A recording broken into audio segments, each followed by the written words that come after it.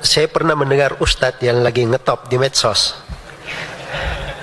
Dia berkata bahwa Allah itu suci dari 6 arah. Allah tidak di atas, tidak di bawah, tidak di kanan, tidak di kiri, tidak di depan, tidak di belakang. Karena kalau bisa ditunjuk berarti sama dengan makhluk. Ini akal-akalan aja ya. Ya biasa sebagian orang senang dengan kalimat-kalimat, dianggap kalimat ini bagus, indah, tapi itu adalah kalimat yang batil. Iya. Allah yang mengabarkan di dalam Al-Quran bahwa dia di atas. Dan dalil yang menunjukkan ketinggian Allah di atas langit, itu kata Ibnul Qayyim sekitar 2000 dalil. Sekitar 2000 dalil. Bukan kias-kias seperti ini atau sangkaan-sangkaan seperti ini. Berarti sama dengan makhluk. Itu kan sangkaan dia.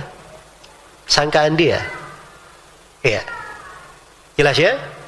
Kenapa sangkaan ini muncul? Karena dianya sendiri asalnya keliru di dalam memahami. Jadi sekarang saya berikan perbandingan. Tidak mesti kalau dikatakan dia itu di suatu sudut, ya makhluk juga di sudut. Berarti kalau Allah di sudut, makhluk di sudut, berarti diserupakan antara makhluk dengan Allah. Tidak mesti.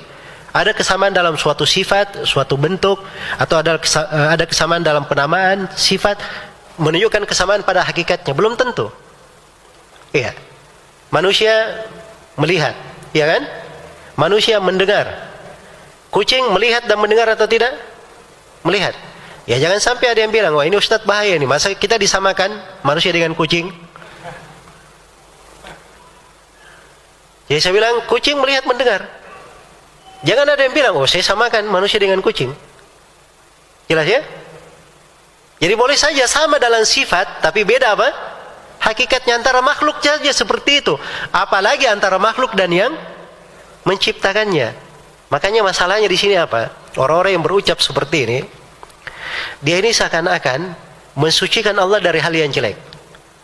Padahal dasarnya tidak. Dia asalnya sudah jatuh dulu dalam menyerupakan Allah dengan makhluk. Jadi yang dia pikir ini, kalau dia berbuat begini, dia serupakan Allah dengan makhluk. Maka karena asal pemikirannya yang rusak ini, dia datang lagi kepada kerusakan yang lain. Akhirnya dia takwil ayat-ayat dan hadits-hadits yang menjelaskan tentang hal tersebut. Ini jadi kena dua kerusakan.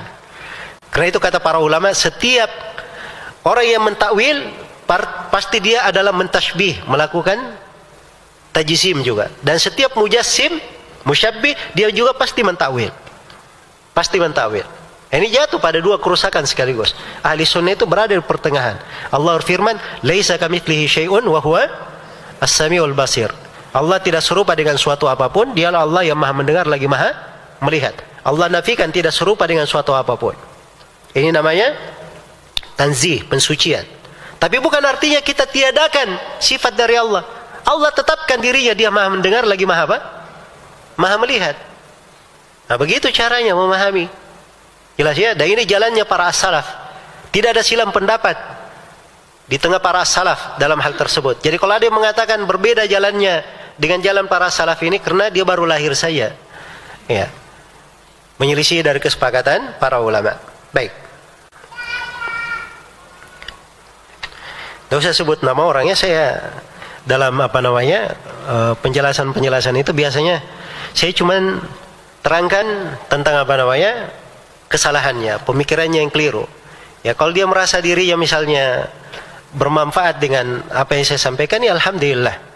Ya kalau dia melihat hal yang lain, itu urusan dia dengan Allah Subhanahu wa taala. Saya sudah sampaikan. Ya. Kalau dia ingin menjelaskan, dia punya dalil dan hujjah atas apa yang dia lakukan, apa yang dia sampaikan, maka disampaikan hujjahnya.